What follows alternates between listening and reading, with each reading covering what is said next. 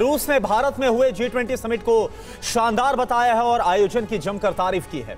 विदेश मंत्री Sergei Lavrov ने कहा कि इस सफलता से वैश्विक अर्थव्यवस्था को मजबूती मिलेगी।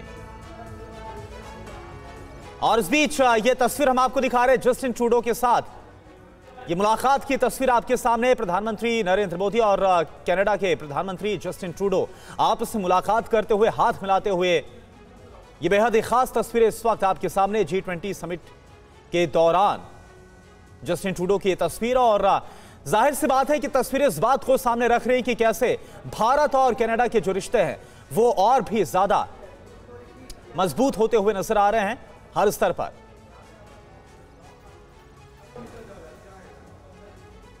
और खालिस्तानियों को लेकर भी कनाडा के पीएम की तरफ से जो बात है वो सामने आई। हिंसा और नफरत के खिलाफ है, जस्टिन ट्रूडो ने बोला।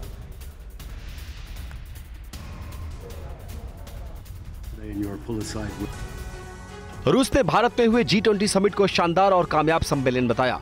विदेश मंत्री सर्गेई लावरोव ने प्रेस कॉन्फ्रेंस में कहा कि भारत के नेतृत्व में ग्लोबल साउथ को बड़ा अवसर मिला। लावरोव ने पीएम मोदी के सुझाव का स्वागत भी किया और कहा कि G20 का वर्चुअल सत्र भी हमारे लिए अवसर की तरह होगा। The Indian presidency and our other like-minded nations that have presented the work of the G20 that was established to resolve global economic and financial problems into a political circle, politicized circle. Bharat की अध्यक्षता में हुए summit के बाद रूस उन मुद्दों पर मिलकर काम करेगा जो प्रस्ताव में पारित किया गया है। G20 समिट में वित्तीय और खाद्य संकट को खत्म करने का प्रस्ताव दिया गया है, जिसे मिलकर दूर किया जाएगा। भारत की अध्यक्षता में G20 कामयाब रहा। सर्गेई, G20 में अब आंतरिक सुधार हो रहा है। सर्गेई, G20 से वैश्विक संस्थाओं में सुधार का मौका मिला है। भारत के नेतृत्व में ग्लोबल साउथ को बड़ा अवसर मिला। और G20 समिट के दूसरे दिन प्रेस कॉन्फ्रेंस के जरिए रूसी विदेश मंत्री सर्गेई लावरोव ने कहा कि अगर पुतिन के भारत आने का शेड्यूल तैयार हुआ तो रूसी राष्ट्रपति भारत आएंगे। रूसी विदेश मंत्री सर्गेई लावरोव ने कहा कि अगर रूसी राष्ट्रपति पुतिन के भारत आने का शेड्यूल बनेगा तो पुतिन जरूर भारत आएंगे। TV9 संवाददाता मनीष झा ने जब लावरोव से पूछा कि क्या उनकी किसी पश्चिमी डेलीगेशन से भी मुलाकात हुई तो लावरोव ने क्या कहा, सुनिए। Well, I didn't look for this chance. I just was doing my job. And those who wanted to talk to us, they did so. And those who prefer to consider themselves above diplomatic niceties, they have their own choice. Что касается контактов на высшем уровне между Россией и Индией, они, конечно же, будут продолжаться, но я вас уверяю, когда... TV9 Bharatvarsh के संवाददाता ने Lavrov से Putin के भारत आने से जुड़ा सवाल भी किया। राष्ट्रपति पुतिन इस समिट से गायब रहे, क्या पुतिन इस साल भारत आएंगे? Президент России и премьер Индии договорятся об очередном таком контакте, об этом будет объявлено не в ответ на вопрос журналиста, при всем уважении к вашему изданию. रूस ने G20 के घोषणा पत्र को बहुत संतुलित बताया और कहा कि इसमें रूस के हितों का ख्याल रखा गया है। रूसी विदेश मंत्री ने कहा कि G20 समिट में पश्चिम का एजेंडा ध्वस्त हो गया।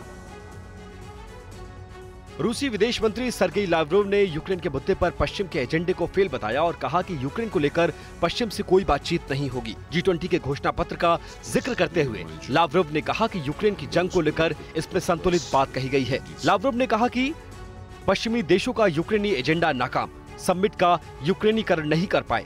UN चार्टर में जनमत संग्रह की बात है।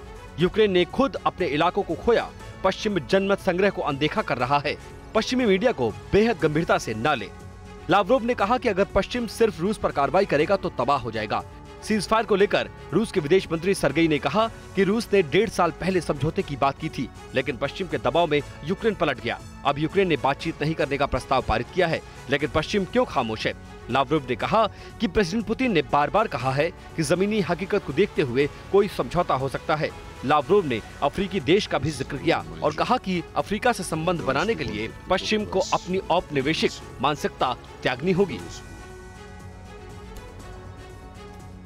फ्रांस के राष्ट्रपति इमैनुअल मैक्रों ने प्रेस कॉन्फ्रेंस कर कहा कि G20 से भारत ने दुनिया में अमन का संदेश दिया है। G20 सम्मेलन के बाद फ्रांस के राष्ट्रपति इमैनुअल मैक्रों ने कहा कि इस शानदार आयोजन से भारत ने दुनिया में एकता का संदेश दिया है।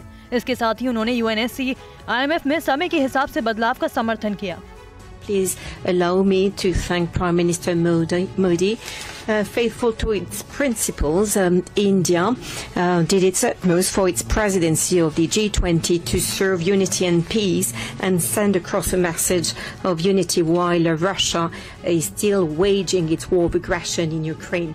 So here I would like to thank Prime Minister Modi. We support a deep reform of global governance. The Security Council, but as well the World Bank and the IMF.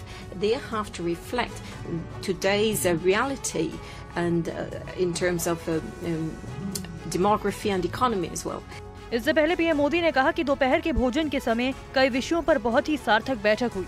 ये सुनिश्चित करने की कोशिश की गई कि भारत फ्रांस संबंध प्रगति की नई ऊंचाइयों को छुए। और देखिए, बड़ी खबर आपको बता दें, G20 पर शाहरुख खान ने प्रधानमंत्री को बधाई दी है। G20 की कामयाबी को लेकर बधाई दी है। ये भारतीयों के लिए सम्मान की बात है। शाहरुख खान की तरफ से ये बधाई संदेश प्रधानमंत्री के लिए। ये देखिए, बाकायदा एक्स पर पोस्ट किया गया है शाहरुख खान की तरफ से, और G20 की कामयाबी को लेकर, सफलता को लेकर जो बधाई है वो शाहरुख खान ने दी है प्रधानमंत्री मोदी को।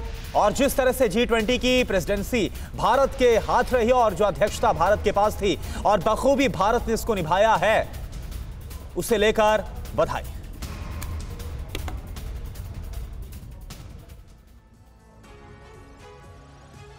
और इस बीच बड़ी खबर आपको बता दें, G20 से चीन को बहुत बड़ा झटका लग गया है। BRI से अलग होने की तैयारी में अब इटली है।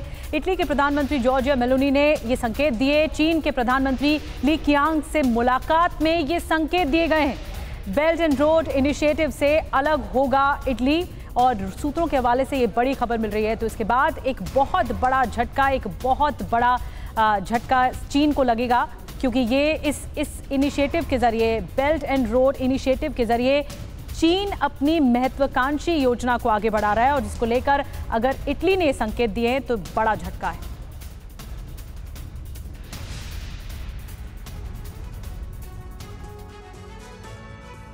G20 के समापन समारोह के बाद सभी राष्ट्रीय अध्यक्षों ने कई अहम बिंदुओं पर अपनी बात मीडिया के सामने रखी।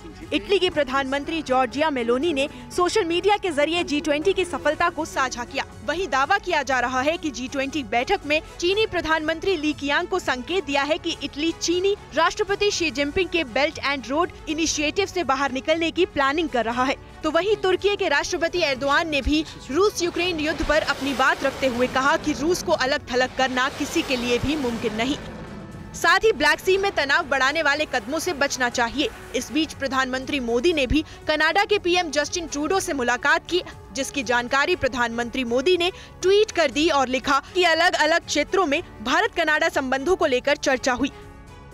कनाडा के पीएम जस्टिन ट्रूडो ने खालिस्तान समर्थकों पर सीधे बात करते हुए कहा कि कुछ लोग किसी भी समुदाय का प्रतिनिधित्व नहीं करते।